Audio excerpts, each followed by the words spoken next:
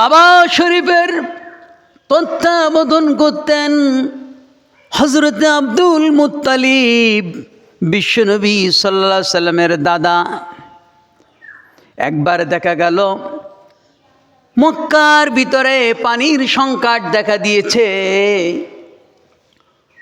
ঝড় বাতাস আর বৃষ্টির কারণে জমজম কূপটা বন্ধ হয়ে গেছে। জমজম কূপের পানি আর ওঠে না, পানি আর দেখা যায় না।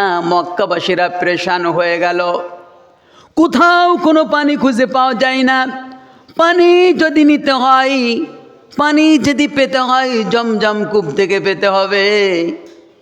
এই জমজম কূপের পানি ছাড়া মক্কাবাসীরা আর কোনো পানির খোঁজ পেল না। যখন পানির খোঁজ খবর নাই, খাওয়া নাই, দাওয়া নাই, গোসল নাই, সব কিছুই যখন বন্ধ হয়ে যেতে লাগলো, তখন আরবের শ্রেষ্ঠ মানুষ যিনি কাবার মুতাওয়াল্লি, তিনি হযরত আব্দুল মুত্তালিবের কাছে এসে সবাই বললেন, আপনি আমাদের মক্কার নেতা, কাবা ঘরের নেতা, আপনি একমাত্র সমাধান করে দিতে পারবেন। আপনি ছাড়া আমাদের পানির কোনো ব্যবস্থা নাই। আমাদের সন্ততি পরিবার পরিজন যারা আছে, আমরা সহ সবাই সন্ধি, আমাদের অবস্থাটা এমন হয়ে গেছে, আমাদের জীবন বিপন্ন হয়ে যাবে। আপনি পানির ব্যবস্থা করে দিন।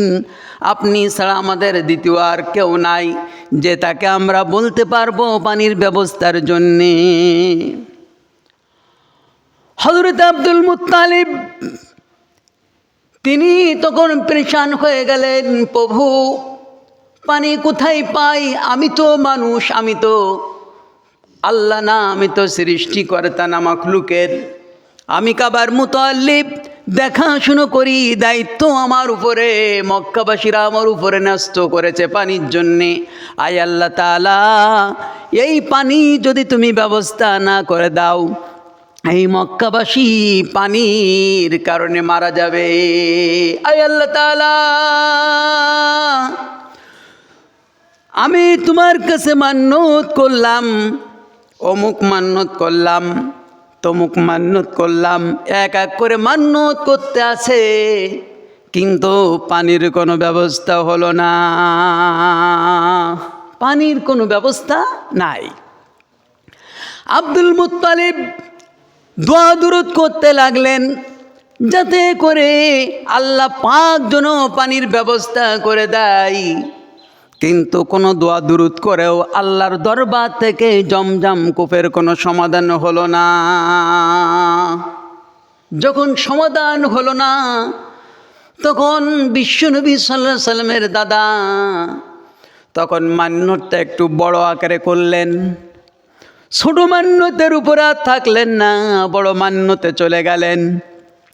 তিনি মান্যত করলেন, আয় আল্লাহ তাআলা, আমার রব, আমার প্রভু, আমার সৃষ্টিকর্তা, তোমার কাছে আমি মান্যত করি, যদি তুমি জমজম কূপ থেকে আবার পুনরায় পানি বের করে দাও, তাহলে আমার সন্তানের ভিতরে যে কোনো একটা সন্তান আমি কোরবানি করে দিব।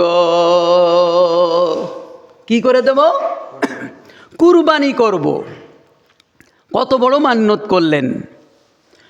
মান্যত করলেন, কিছু পর দেখা গেল আল্লাহ রাব্বুল আলামিন এই মান্যতকে গ্রহণ করে নিলেন, পানির ব্যবস্থা করে দিলেন। জমজম কূপ থেকে আগের মতো পানির সমাধান মিলে গেল। কিন্তু আব্দুল মুত্তালিবের মনে নাই, আমার মান্যত পূর্ণ করতে হবে। আমার মান্যত কি করেছিলাম এটা আর মনে নাই। আব্দুল মুত্তালিব ঘুমাইলেন যখন প্রথম দিন, ঘুমানোর পর রাত্রিবেলায় আল্লাহ পাক স্বপ্নের ভিতরে দেখিয়ে দিলেন, ওরে আব্দুল মুত্তালিব, তুমি যে মান্যত করেছিলা সেই মান্যত তো তুমি এখনো পূর্ণ করো নাই। আব্দুল মুত্তালিব, তোমার কি মনে নাই তোমার সন্তানদের ভিতরে একজনকে তুমি আল্লাহর জন্য কোরবানি করে দিবে? তোমার কি মনে নাই, তোমার কি স্মরণ নাই তুমি যে কোরবানি করবে?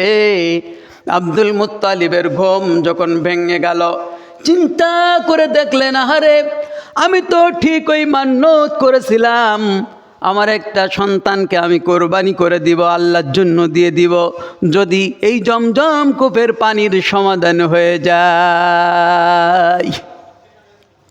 জমজম কূপের পানি সমাধান হয়ে গেছে, আমি তো আমার মান্যত পূর্ণ করতে পারি নাই।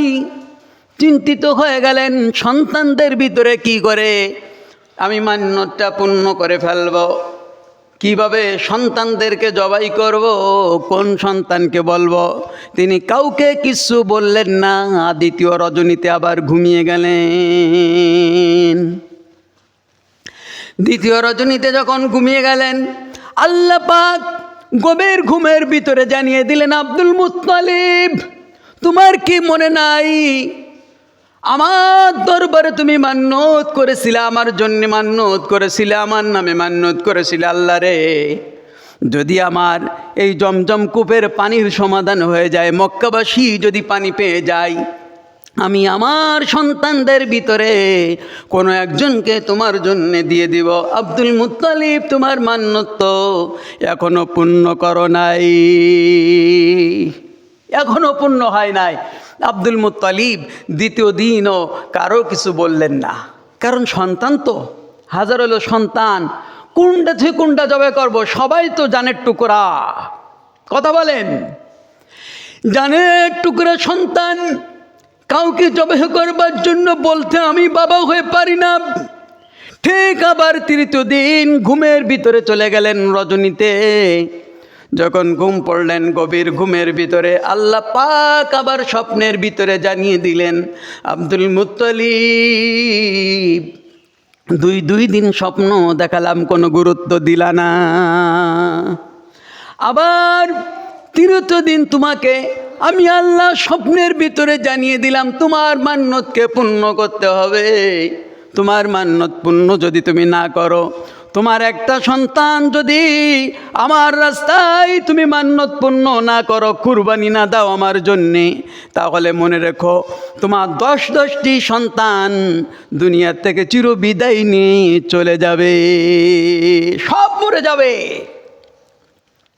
শুধু মরে যাবে না, আবার শুনে রেখো, আর যে জমজম কূপের পানি তোমার জন্য মুক্ত করে দিয়েছি, তোমার আরববাসীদের জন্য মুক্ত করে দিয়েছি, এই জমজম কূপের পানি আবার জায়গায় চলে যাবে, আর কোনো দিন পানি মেলবে না, কোনো দিন পানি পাবে না। আব্দুল মুত্তালিব দেখলেন দারুণ সমস্যা, সন্তানও যাবে, জমজম কূপও যাবে, মানে আমও যাবে, সালাও যাবে, দুটোই চলে যাবে। তার থেকে ভালো ঘুম থেকে উঠে তিনি চিন্তা করলেন, আমার তাওরাত কিতাবের পণ্ডিতদেরকে আমি একত্রিত করব। তাওরাত কিতাবের পণ্ডিতদেরকে ডাকলেন। তাওরাত কিতাবের পণ্ডিতরা এসে দেখে আব্দুল মুত্তালিবের মন মরা। আব্দুল মুত্তালিবকে ডাক দিয়ে বললেন, ও আমাদের কাবার মুতাল্লি, মনটা মরা দেখি কেন? আপনার তো মন মরা থাকার কথা না। আব্দুল মুত্তালিব বললেন, ও তাওরাত কিতাবের পণ্ডিতেরা, আমি এই জমজম কূপের পানির জন্যে আল্লাহর কাছে ছোটোখাটো মান্যত করেছি, কিন্তু সমাধান হয় নাই। দোয়া করেছি, আল্লাহর কাছে প্রার্থনা করেছি, মক্কাবাসীরা অনাহারে মরে, অনাহারে এই পানির জন্য কাতরাই। আমি মক্কাবাসীর জন্যে আমি আল্লাহর কাছে মান্যত করেছিলাম, কিন্তু কোনো মান্যতে যখন কাজ হলো না, কোনো আমার দোয়ায় কাজ হলো না, তখন আমি আল্লাহকে একটু বড় করে মান্যত দেখালাম। আমি বলেছি আমার সন্তানদের ভিতরে আমি আল্লাহর জন্য একটি সন্তানকে কোরবানি করে দিব, যদি আমার মান্যত পূর্ণ হয়ে যায়। তাওরাত কিতাবের পণ্ডিতেরা, তোমরা এখন বলো, আমার মান্যত তো আল্লাহ পাক পূর্ণ করে দিয়েছে, আমার মান্যত পূর্ণ হয়েছে, জমজম কূপের পানি আগে যেমন তেমনই হয়ে গেছে, কিন্তু আমি তো মান্যত পূর্ণ করি নাই। প্রথম রাত গেল, স্বপ্ন একই দেখেছি। দ্বিতীয় রাত গেল, একই স্বপ্ন দেখেছি। তৃতীয় রাত যখন হলো, আমি আবার একই স্বপ্ন দেখেছি। তৃতীয় রাতের আল্লাহ পাক আমাকে জানিয়ে দিয়েছেন, আব্দুল মুত্তালিব, তোমার সন্তানদের ভিতরে যদি একটা সন্তানকে তুমি আল্লাহর জন্য কোরবানি না করো, তোমার মান্যত পূর্ণ না করো, তাহলে শুনে রেখো, 1 সপ্তাহের ভিতরে তোমার 10টি সন্তান আমি আল্লাহ পাক মৃত্যু ঘটিয়ে দিব। শুধু তাই নয়, আর যে জমজম কূপের পানি বের হয়েছে, এই পানি আমি বন্ধ করে দেব চিরতরের জন্য। কোনোদিন আর পানি পাবে না, কেউ কোনোদিন পানি পাবে না। এই স্বপ্ন আমি দেখেছি। ও তাওরাত কিতাবের পণ্ডিতেরা, এখন আমাকে সমাধা দাও, কিভাবে আমি এই মান্যতকে পূর্ণ করতে পারি। তাওরাত কিতাবের পণ্ডিতেরা তখন বললেন যে আমাদের কাবার মুতাল্লি আব্দুল মুত্তালিব, আপনি যা মান্যত করেছেন তাই পূর্ণ করতে হবে। আব্দুল মুত্তালিব তখন একদিকে হতাশ হয়ে গেলেন, চিন্তিত হয়ে গেলেন যে 10টি সন্তান সবগুলোই তো আমার কলিজার টুকরা, কাকে বলবো আর কাকে জবেহ করব?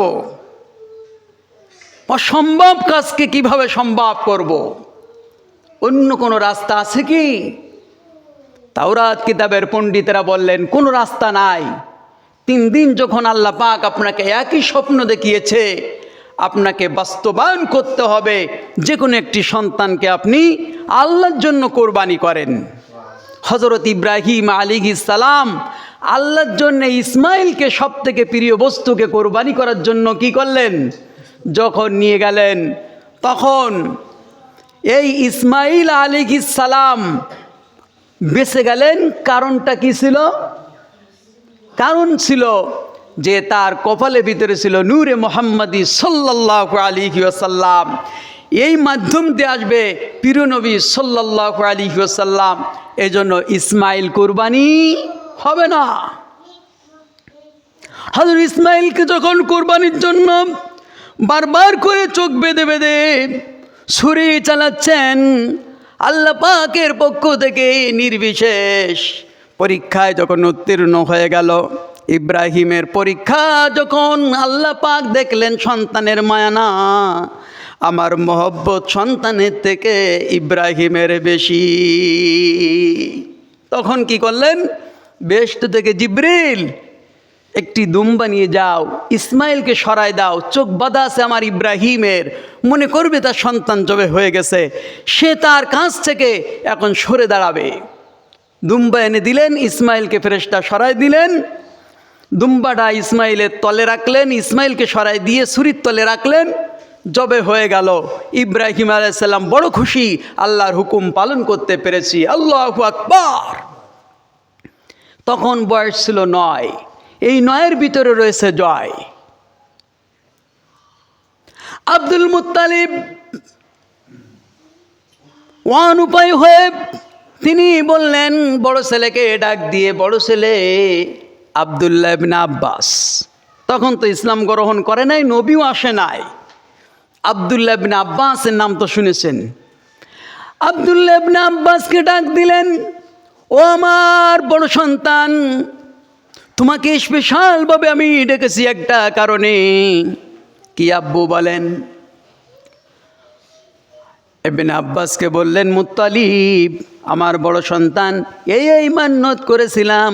তাওরাত কিতাবের পণ্ডিতরা বলেছে, আমার সন্তানের ভিতরে একজনকে যদি আমি কুরবানি না দিই, আল্লাহর জন্য আমি যদি না দিই, তাহলে সব সন্তান তোমরা মারা যাবে, আর জমজম কূপের পানিও বন্ধ হয়ে যাবে। এখন তুমি কি এই ব্যাপারে রাজি? আমার এই মান্যত পূর্ণ করতে হবে, এই ব্যাপারে তোমার মতানক্ষ কি? তোমার অন্তরের আকাঙ্ক্ষা তামান্না কি? হযরত ইবনে আব্বাস রাদিয়াল্লাহু তাআলা আনহু তিনি বললেন, আব্বা মান্যত করার কিছু পাননি, আমাদের সন্তানদেরকে আপনি মান্যত করেছেন, আমি পারবো না আপনার এই কথাই রাজি হতে, কারণ আমার জীবন দিয়ে দেব ছুরির তলে সম্ভব নয়, সম্ভব না। আব্দুল মুত্তালিবের মন খারাপ হয়ে গেল আরো বেশি। দ্বিতীয় সন্তান আমির হামজাকে ডাক দিলেন। আমির হামজার নাম তো শুনেছেন। আমির হামজাকে ডাক দিয়ে বললেন আলাদাভাবে, আমির হামজা রে, স্বপ্নে এই দেখেছি, মান্যতে এই করেছি, এখন তোমার অভিমত কি? তোমার জীবনটা দিতে হবে আল্লাহর জন্যে, আমি তোমাকে কোরবানি করতে চাই। আমির হামজা ডাক দিয়ে বললেন, আব্বারে, অন্য আরও ছেলে আছে আপনার, সেই ছেলেদের ভিতরে কাউকে না কাউকে আপনি কোরবানি করে দেন, আমি পারবো না। অস্বীকৃতি জানালেন, আমি ছুরির তলে যেতে, চোখে দেখে ছুরির তলে যেতে পারবো না। আব্দুল মুত্তালিব এক এক করে আলাদা আলাদাভাবে এক একটি সন্তানকে বলতে বলতে 9 জন সন্তানকে বলা হয়ে গেছে। 9 সন্তানের একই কথা, আব্বাজান আমরা পারবো না। আব্দুল মুত্তালিব এদিকে খুব ব্যথিত হয়ে গেলেন, আমি কিভাবে আল্লাহর এই আদেশ স্বপ্নের ভিতরে আমি পূর্ণ করতে পারি। চিন্তায় চিন্তিত এই অবস্থা দেখলেন ছোট সন্তান হযরত আব্দুল্লাহ। আব্দুল্লাহ দেখে বলছে, আব্বু মনটা বড় খারাপ দেখা যায়, এত খারাপ তো কখনো দেখি নাই। তখন ছোট সন্তানকে ডাক দিয়ে বললেন, বাবা এই মান্যত করেছিলাম, আর এই মান্যতে তাওরাত কিতাবের পণ্ডিতরা সমাধান দিয়েছে এভাবে এভাবে এভাবে। আমি তোমার প্রতিটা ভাইদেরকে বলেছি আমার এই মান্যত পূর্ণ করার জন্যে, কিন্তু তোমার একটি ভাইও রাজি হয় নাই। আমি কেমন করে আল্লাহর কাছে মুখ দেখাবো, কেমন করে আমার এই মান্যত আমি পূর্ণ করব, কেমন করে মক্কাবাসীর জন্য জমজম কূপকে স্থায়ী করব, কেমন করে তোমাদের 10 ভাইয়ের জীবনকে বাঁচিয়ে দিব। কেউ তো জীবন দিতে চায় না। আব্দুল্লাহ বলে ফেললেন, আব্বা আল্লাহর জন্য যখন জীবন দিতে হবে, তিনি জীবন চান, এখন আমি প্রস্তুত হয়ে গেলাম, চিন্তা করবেন না, পেরেশান হবেন না, অবশ্যই অবশ্যই আমি ছুরির তলে মাথা দিব, ছুরির তলে আমি মাথা দিব। আব্বা চিন্তা করবেন না, কষ্ট নেবেন না, আমি রাজি। আব্দুল্লাহর কথা শুনে একদিকে আব্দুল মুত্তালিব হলেন বড় খুশি, আবার একদিকে পাইলেন অনেক বড় ব্যথা, কারণ সব সন্তানের উপরে যত মায়া, তার থেকে বেশি মায়া এক তো ছোট সন্তান, তারপরেও তার কপালে রয়েছে নূরে মুহাম্মাদি সাল্লাল্লাহু আলাইহি ওয়াসাল্লাম।